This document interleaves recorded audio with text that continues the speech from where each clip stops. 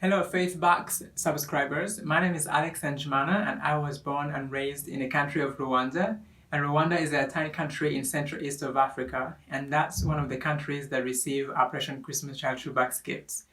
I know the history of that country goes back to 1800s when the people of Rwanda were divided in tribes, and unfortunately hatred was created between two of the tribes, the Hutus and the Tutsis. And in 1994, from April 6th to July 4th, 1 million people were killed and over 40,000 orphans were left in that country due to a genocide that broke out against the Tutsi. And unfortunately also that's when my grandmother and my uncle were both killed, and me and my brother and my sister would run from family to family during the genocide. You know, God was with us, God was protecting us, but at that time as a 6-year-old, I did not see God. My faith that I had was my grandmother's, so my faith was gone. And I would run from family to family, but at the end of that genocide, I was put in an orphanage by my aunt, and also that aunt passed away due to illnesses, and not too long after the genocide ended. And it was while we were in this orphanage, we're living with the 250 other kids, lost all hope. During this time, Samaritan Spurs was in Rwanda already, protecting people physically and spiritually, responding and serving and remind people how much God loved them. And they brought Operation Christmas Child Shoebox gifts to us. And it was such a special day when we got to line up in the yard, and all of us kids, we were screaming of excitement when we opened our shoe boxes, when we saw the school supplies and we saw the washcloths, the bouncy balls, the soccer balls, and all these fun watercolor paints. And as I dug deep into my shoebox, I saw one of my favorite items, which was a hair comb. And I would keep that hair comb everywhere I went for the next 3 years. You know, the shoebox gifts didn't stop there with the tangible items, but it planted seeds of hope and love of Jesus Christ in my life.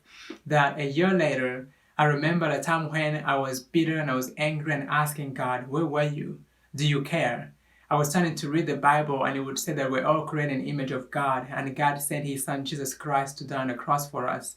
And I would ask, how then can a God who loves His children so much so watch while 1 million of His children are being killed in Rwanda? Why would He take away my grandmother and my uncle? And a time when I was bitter and angry and pointing fingers at God, I missed out on the miracles that He actually did to save me, to protect me. For example, when we were running, one time I would slip and fall in the cow pie, and a bullet would miss my head. And men's weapons didn't work when I went to pull the trigger. And going to that orphanage and receiving a gift that reminded me to be a boy again, a gift that planted seeds of hope and love of Jesus Christ in my life. You know, seeing those miracles and seeing that God's presence was with me from the day I was born, that's when I gave my life to the Lord. But the many years after that, I was full of bitterness and anger.